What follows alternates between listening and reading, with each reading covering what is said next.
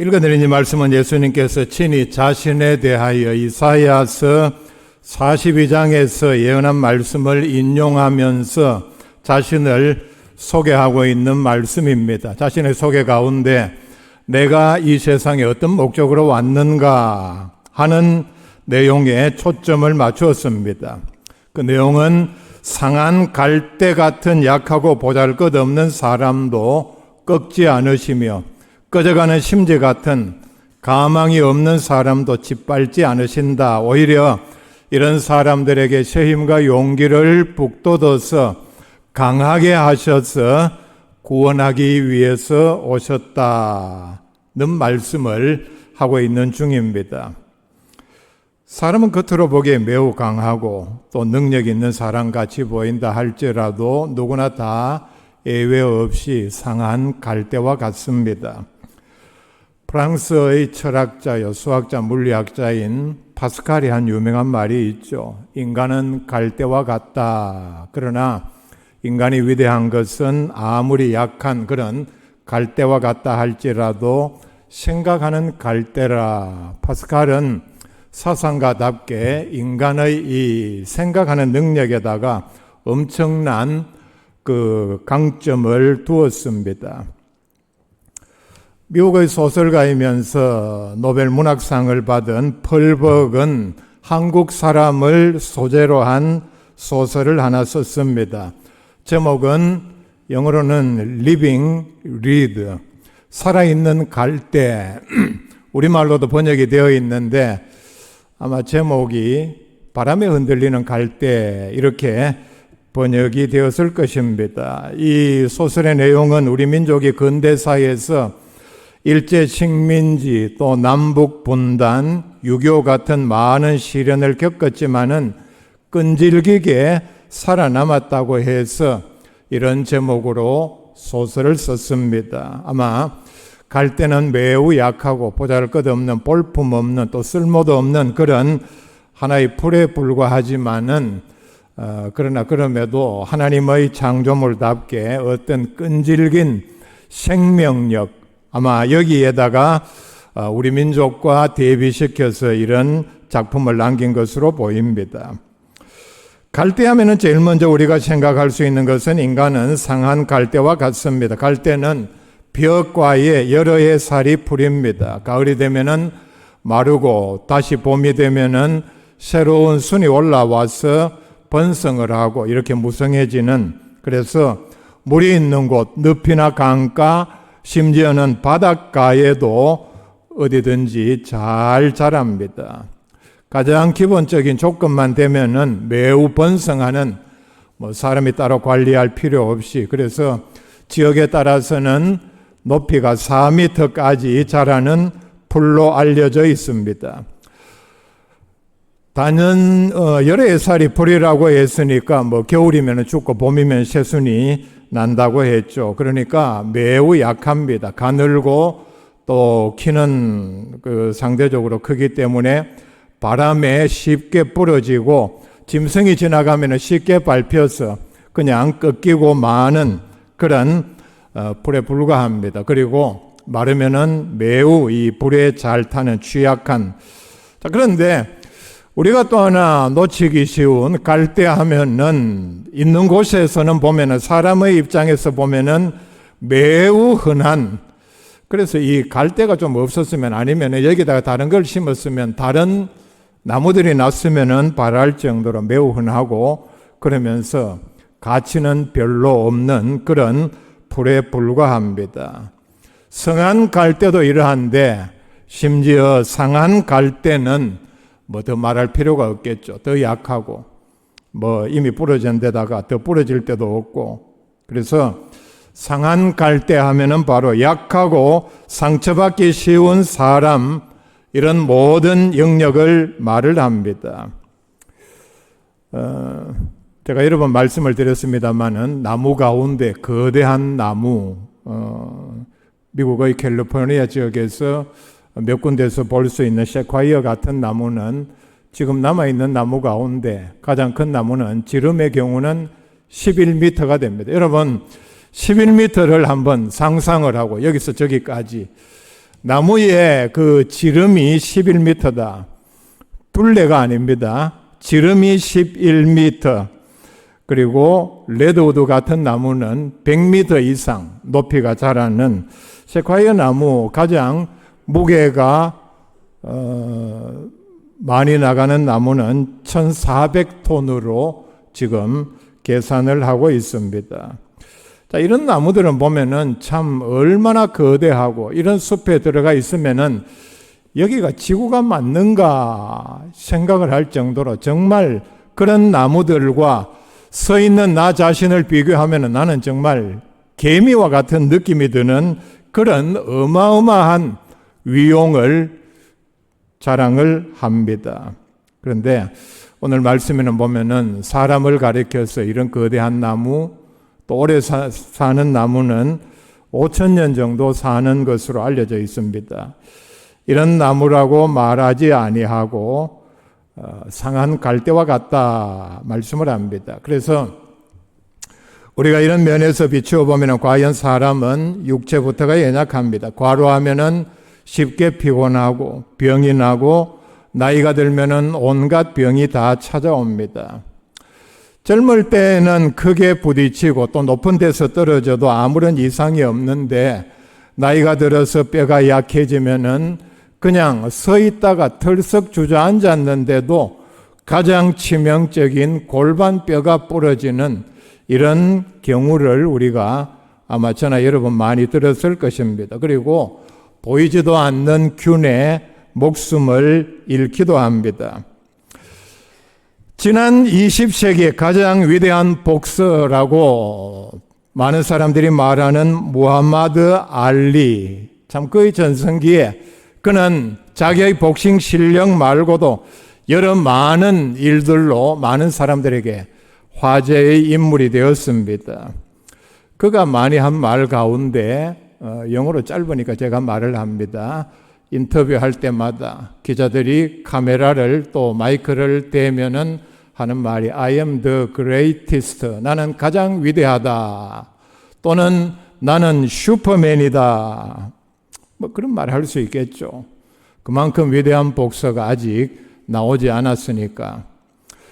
자기는 슈퍼맨이라고 했으니까 여기에 얽힌 일화가 있습니다. 어디 가기 위해서 비행기를 탔는데 이륙하기 전에 안전벨트를 다 매라고 하지 않습니까? 그런데 무함마드 알리는 안전벨트를 매지 않고 그냥 앉아 있었습니다. 승무원이 지나가다가 손님 안전벨트를 매셔야죠 하니까 알리가 대답하기를 나는 슈퍼맨이다. 슈퍼맨이 무슨 안전벨트를 매느냐 하니까 승무원이 대답하기를 슈퍼맨이 무슨 비행기를 타느냐 대답했다는 일화가 있습니다.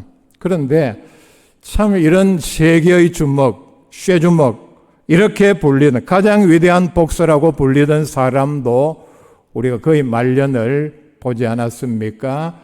병이 드니까 파킨슨 병입니다. 일상생활이 거의 불가능할 정도로 저 손으로 포크 아니면은 나이프 하나 제대로 쥐고 자기 손으로 식사를 제대로 할 수 있겠나 싶을 정도로 그렇게 참 보기에도 흉하고 근데 본인은 얼마나 많은 고생을 했겠습니까? 그리고 다른 사람들에 비해서 일찍 죽고 말았습니다. 사람의 육신도 얼마나 약한지 모릅니다. 얼핏 보면은 엄청난 의지, 정신력을 가진 것처럼 보여도 그래서 어느 누구도 그의 의지를 꺾을 수 없는 사람처럼 보여도 사실은 자신의 약함을 감추려고 강한 사람처럼 보이려고 하는 것 뿐입니다. 유명한 정신과 의사인 트루니에가 말하기를 사람은 흔히 의지가 강한 사람, 정신력이 강한 사람, 그렇지 않은 사람으로 나누는 경향이 있는데 사실은 그런 것이 아니라 다 정신력이 의지가 약한 사람에 불과하다. 차이는 본인이 의도했든 아니든 그렇게 보이는 것밖에 없다. 그렇게 보일 뿐이다. 그렇게 봐주는 것밖에 없다. 그렇게 얘기를 했습니다.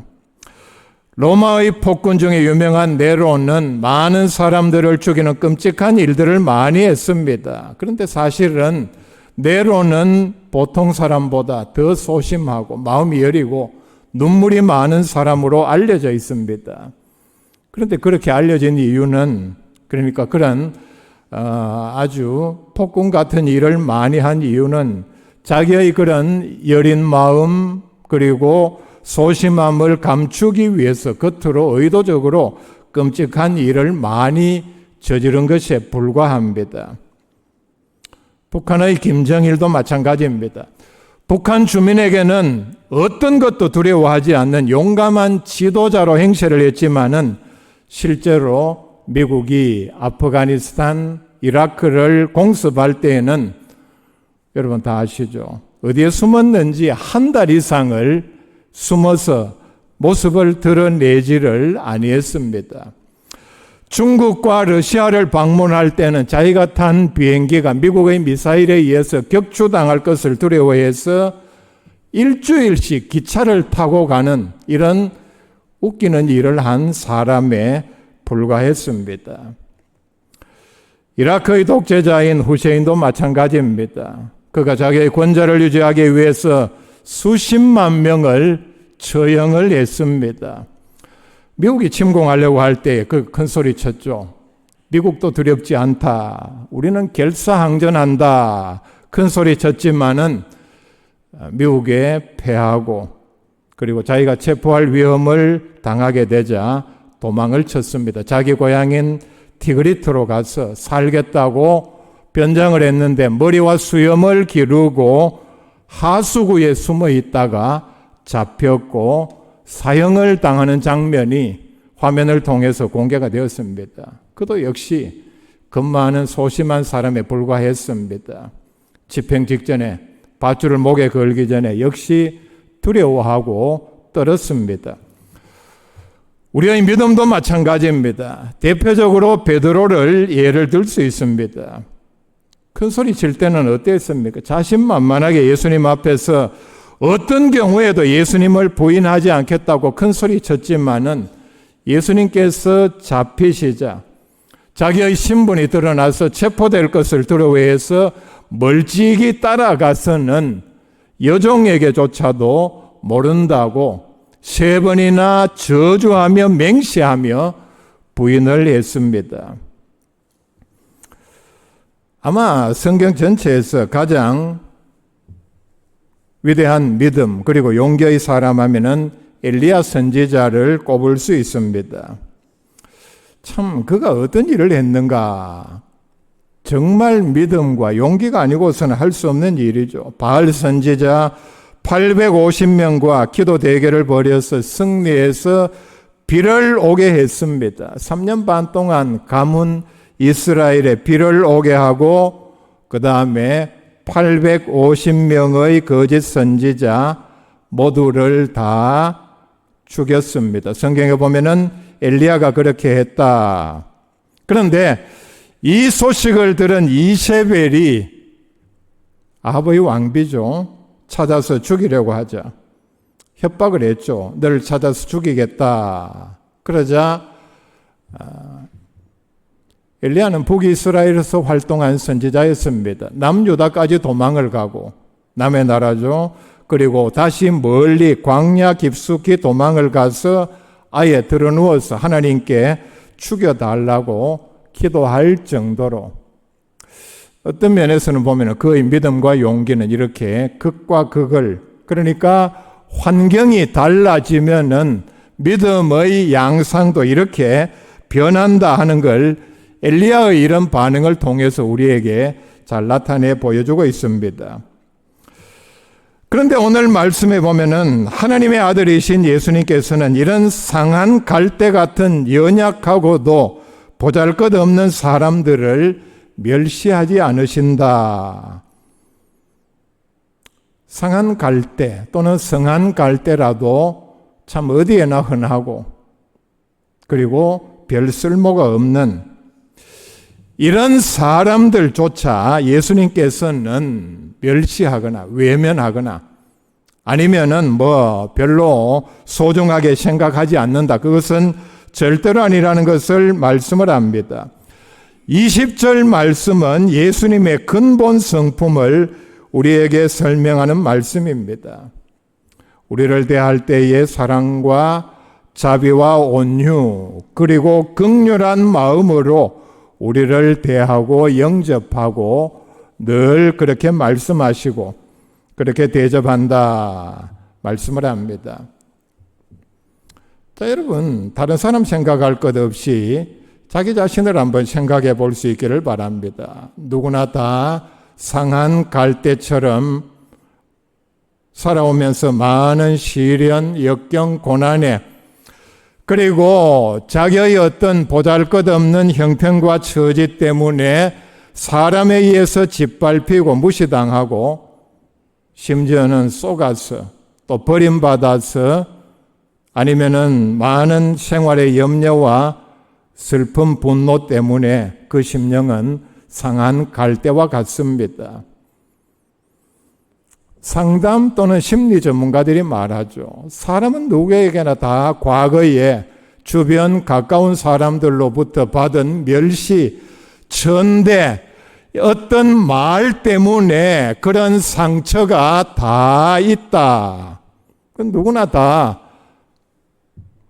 아까 말씀드린 사람의 그 겉모습이 참 어떤 가진 것이 많아서 겉으로 강한 그런 사람처럼 보여서 거대한 나무처럼 보이는 것이 아니라 그 실상을 보면은 그냥 상한 갈대와 같다. 아니면 아무리 좋게 봐도 여러분 참 큰 나무 고목 같은 게 하루아침에 쓰러지죠. 왜? 속이 썩었기 때문입니다. 역시 그런 말을 합니다. 아무리 참 불굴의 의지를 가지고 있고 정신력을 가지고 있는 것 같이 보여도 속은 고목나무처럼 다 썩어 문드러졌다는 얘기입니다. 근데 그 대부분의 사람들은 보면은 이걸 드러내지 않고 숨긴 채 살아갑니다. 제일 좋은 방법은 그냥 잊어버리고 좋은 것만 생각하고 미래를 바라보며 또 특별히 우리는 그리스도인들이니까 하나님께서 우리에게 주신 약속의 말씀을 믿고 나가는 것이 제일 좋은 방법입니다. 여러분 상처받았다고 해서 뭐 아무데나 가서 내가 상처받았다 그런 말 할 필요 없습니다. 이때까지 뭘 믿었습니까? 지금까지 여러분들이 들은 본 하나님의 말씀이 아무 효력이 없다는 얘기밖에 되지 않습니다. 그걸 자꾸 누구에게 가서 누구 때문에 과거에 무슨 일 때문에 내가 상처받았다 그런 얘기할 필요 없어요. 왜? 지금 멀쩡하게 잘 살아있지 않습니까? 과거에 그게 그때 일이 언제 일어난 얘기입니까? 숨긴 채 살아가는 게 좋은 방법입니다. 세상은 상한 갈대 같은 사람을 좋아하지 않습니다. 여러분 개인 가정집이든 누구를 만나러 가든 아니면 어떤 행사장에 행색을 남루하게 해서 아니면은 정말 없는 티가 줄줄 나게 해서 가면은 환영하지 않습니다. 세상은 무식한 사람, 가난한 사람, 아무런 힘도 백도 없는 사람, 늙고 병든 사람 좋아하지 않습니다. 우리 집에서 처음 탄 차가 엘란트라입니다. 여러분 기억나십니까? 근데 이 엘란트라도 새 차를 산 게 아니고 누가 타다가 자기가 새 차를 사면서 우리 집에 그냥 공짜로 준 차입니다. 그러니까 그 차의 상태가 어떠했겠습니까? 제가 이 차를 타고 대구에서 아마 가장 고급 어떤 상업시설에 누가 만나자고 해서 제가 원래 그런 데는 안 가는데 그쪽으로 오라 해서 들어가니까 마침 바로 입구 제일 좋은 자리에 빈자리가 있어서 차를 세우고 문을 딱 여는데 저보다 키도 훨씬 더 큰 제복을 입고 모자를 쓴 사람이 나오면서 하는 말이 이런 차를 여기다 세우면 어떡합니까? 였습니다. 그래서 제가 모르는 척하고 왜요? 그러니까 아니 이런 차를 여기다 세우면은 지나가는 사람들이 다 보고 아 여기는 이런 차 타는 사람들이 오는 데인가 생각할 거 아닙니까? 그래서 그 건물 뒤에 지나가는 사람들이 보이지 않는 거기다가 차를 세우라고 합니다. 근데 그 상업시설 얼마 뒤에 문 닫고 말았습니다. 그래서 문 닫았다는 얘기는 아니고 금호텔입니다. 요즘은 이제 제가 그런 얘기를 들은 지 좀 됐는데 제가 어디 갈 때 그냥 준비를 안 하고 허름한 차림으로 가면은 뭐 수위 아니면은 입구에 지키는 사람이 와서 저게 처음으로 묻는 얘기가 어디서 왔어요? 그 제 대답이 집에서 왔는데요. 우리 집에서. 그럼 그 다음에 묻는 얘기가 어떻게 오셨습니까? 예, 차 타고 왔습니다. 세 번째 제가 대답할 준비가 되어 있는 말이 그러면 이렇게 묻겠죠. 무슨 일로 오셨습니까? 당신한테 조사받으러 왔습니다. 아직 요 세 번째까지 간 적은 없습니다. 한 번도. 그러니까 제가 두 번째 대답했을 때 더 이상 물었다가 생긴 것도 보니까 별로 온순하지 않을 것 같은데 화를 낼 것 같으니까 아마 더 이상 묻지는 않습니다. 무슨 얘기냐? 여기 올 사람 아닌 것 같은데 아니면은 이런 사람이 여기 와가지고 여기 그 흔히 하는 말로 수질 떨어진다 그러죠. 그러니까 그렇게 첫마디로 빨리 가라는 얘기죠. 아주 비싼 식당 이런데 참 행색이 남루해가지고 가면 뭐 일단은 들어갈 수도 없죠. 그런 행색으로 돈 없는 사람이 거기 들어갈 마음을 어떻게 먹겠습니까? 우리가 보도를 통해서 많이 듣는 얘기가 귀족 마케팅 상위 1%를 대상으로 적자 생존, 자연 도태, 약육 강식, 정글의 법칙 이게 동물의 세계에 일어나는 현상을 설명하는 것이 아니라 바로 인간 사회를 설명하는 말입니다. 세상은 똑똑하고 능력 있는 사람을 좋아합니다. 그러나 예수님께서는 이 세상에 상한 갈대와 같은 사람들을 구원하기 위해서 오셨습니다. 그리고 예수님께서 늘 찾아다니시고 함께 하시기를 즐겨하신 사람들이 바로 이와 같은 사람들입니다. 세상에 힘 있는 사람들은 약한 사람들을 짓밟고 무시하고 그리고 상대하지 않으려고 합니다. 이것이 바로 사람의 본성입니다. 예수님은 약한 자를 멸시하고 짓밟기 위해서 오신 것이 아니라 이런 사람들 또 죄인까지 포함해서 불러 회개하게 하기 위해서 오셨습니다. 구원하기 위해서 오셨다는 얘기입니다. 예수님께서 우리를 부르시는 대표적인 말씀이 마태복음 11장 28절 말씀입니다. 수고하고 무거운 짐진 자들아 다 내게로 오라. 수고하고 무거운 짐진 자들은 다 약하고 지치고 상처받은 사람들입니다. 여러분, 상처를 받았다. 가장 좋은 해결책은 사람에게 내놓고 떠벌릴 것이 아니라 예수님에게로 가져와서 내놓는 방법입니다. 예수님은 지식인, 귀족, 권력자, 부자를 가까이 하기 위해서 오신 것이 아니었습니다. 여러분, 성경 어느 곳에 예수님께서 어떤 토론을 하기 위해서 아니면은 대접받기 위해서 청탁하기 위해서 권력자, 부자를 찾아다닌 적이 있습니까? 공생의 기간에 많은 어떤 활동비가 필요했습니다. 그렇다고 해서 가난한 사람들을 먹이기 위해서 부자들을 찾아가서 기부 좀 하세요. 그런 적도 없습니다. 그런 사람들 가까이 하기 위해서 오신 것이 아니라는 얘기입니다. 오히려 상한 갈대와 같은 정말 연약하고 보잘것없는 사람들을 위로하고 용기를 주고 새 힘을 주기 위해서 오셨습니다. 여러분, 스스로 생각해서 내 형편이 그래도 다른 사람들보다 좀 좋다. 나는 하나님의 은혜로 다른 사람들보다 좀 가진 것이 많다. 생각하는 분 계십니까? 정말 예수님의 제자라고 생각한다면은 이런 사람들 찾아가고 가까이 하고 같이 지내는 걸 즐겨 하십시오. 왜 아멘이 없습니까? 그래도 나는 악착같이 있는 사람들, 형편 좋은 사람들, 유식한 사람들하고 놀아야지. 아니, 예수님이 그렇게 하지 않는데 우리는 정반대로 하면 사람을 보고 세상 사람들과 똑같은 기준으로 저 사람은 무식하니까, 가난하니까, 늙고 병들었으니까 내가 가까이 하면은 자기 품위가 떨어진다고 생각하지는 않습니까? 이건 불신자들의 생각입니다.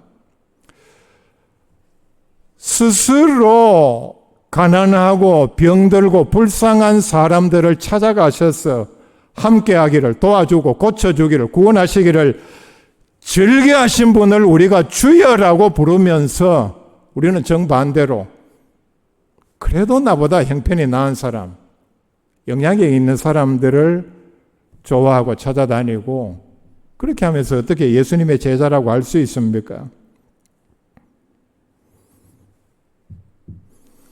예수님께서는 죄 때문에 우는 사람을 벌하거나 짓밟지 않으셨습니다. 대표적으로 요한복음 8장에 나오는 가늠하다가 현장에서 붙잡혀온 여인이 있습니다. 예수님 앞에 끌려왔을 때에 현장에서 잡혀서 끌려왔다고 했으니까 아마 옷을 제대로 입지를 못했을 것입니다. 그리고 이 여인의 입장에서 생각해 보면 얼마나 처참하고 부끄러웠겠습니까? 바로 상한 갈대와 같은 사람입니다. 꺼져가는 심지와 같습니다. 불은 다 꺼져가고 연기만 나는, 냄새만 나는 그런 상황입니다. 이런 여인을 두고 바리새인들은 모세 율법에 이런 여자는 돌로 쳐 죽이라고 했는데 선생은 어떻게 하시겠습니까? 즉 완전히 꺾어버려라, 불태워버리라고 아우성입니다. 이런 이들의 요구에 예수님께서는 너희 가운데 죄 없는 자가 먼저 돌로 치라. 완벽하게 상한 갈대였지만은 예수님께서는 꺾거나 짓밟지 않으셨습니다. 놀라운 말씀이 나오죠. 나도 너를 정죄하지 아니하리니 가서 다시는 죄를 범하지 말라. 상한 갈대였지만은 썩은 갈대와도 같죠. 강한 갈대로 다시 세워주셨습니다. 예수님께서 십자가에 달려 죽으시자 제자들의 실망은 이만저만이 아니었습니다. 제자들의 공통된 생각이 무엇이겠습니까? 평소의 예수님의 능력이라면은 절대로 저렇게 무기력하게 죽으실 리 없는데 왜요? 제자들이 본 게 뭡니까? 바람과 파도도 말씀 한마디로 잠잠케 하시고 죽은 사람도 살리는 걸 여러 번 봤기 때문입니다. 그런데 참 청천벽력같이 그렇게 죽으시자 낭망을 했고 도망을 쳤고 고향으로 내려갔습니다. 베드로의 경우는 옛날처럼 갈릴리에서 고기를 잡고 있을 때에 예수님께서 찾아오셨습니다. 우리가 겉으로 보면은 명백하게 베드로는 예수님을 배신하고 도망을 갔으니까 고개를 들 수가 없었을 것입니다. 베드로의 심정이 그러했을 것입니다. 그런데 어느 면에 봐도 베드로는 이때 육적으로, 영적으로, 정신적으로도 상한 갈대와 같습니다. 사람은 이렇게 말하겠죠. 저 같으면 그렇게 말할 겁니다. 참 꼴 좋다. 네가 큰 소리 칠 때는 그렇게 나를 위하고 나를 지켜준다고 장담하더니 내 그때 알아봤지. 너 같은 걸 내가 제자로 두었다니 참 나도 온갖 험악한 얘기를 다 할 수 있겠죠. 그러나 예수님께서는 그런 내색 표정 하나 짓지 않으셨습니다. 근데 예수님께서는 상상도 할 수 없는 말씀을 하셨습니다. 네가 나를 사랑하느냐? 사랑한다는 걸 확인을 하고 난 다음에 내 양을 먹이라 말씀을 하셨습니다. 내 양을 먹이라는 말은 단순한 명령이 아닙니다. 여러분은 예수님의 양입니다. 얼마나 귀하냐. 한 마리 한 마리를 위해서 목숨을 바쳐 구원할 정도로 귀한 양을 베드로에게 맡기셨습니다. 그러니까 예수님께서는 이런 상한 갈대 또는 썩은 갈대와 같은 베드로에게 자신의 가장 귀한 것을 맡기셨습니다. 교사 여러분, 구역장 여러분, 양을 몇 마리 맡았던 베드로에게 하신 이 말씀을 마치 의사들이 히포크라테스의 선서를 기억할 수 있기를 바랍니다. 내 양을 먹이라. 한 마리든 두 마리든 예수님께서 맡겨주신 양입니다. 이게 바로 예수님께서 우리에게 찾아오신 목적이요, 사랑입니다. 베드로 같은 상한 갈대, 썩은 갈대를 꺾지 않으셨습니다. 반대로 회복시켜서 가장 귀한 사명을 맡기셨습니다. 상한 갈대 같았지만은 예수님께서 보내신 무한 신뢰 대사명의 위임을 통해서 베드로는 어떻게 변화되었습니까? 베드로의 설교를 통해서 초대교회 예루살렘에서 하루에 그의 설교로 3,000명을 회개시키는 위대한 사역자로 변했고, 그의 마지막은 자진해서 로마로 걸어 들어가서 그의 부인과 함께 거꾸로 십자가에 못 박혀 순교한 것으로 역사는 기록을 하고 있습니다.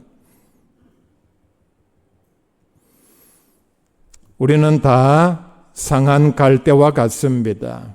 우리가 이걸 인정해야 합니다. 나의 연약함, 무지, 또 죄를 깨닫고 내 자신을 낮출 때에 우리에게 찾아오신 예수님께서는 우리를 상한 갈대라도 꺾지 않으시고 더 강하게 해주시는 위대한 사랑과 은혜를 통해서 우리를 변화시킵니다.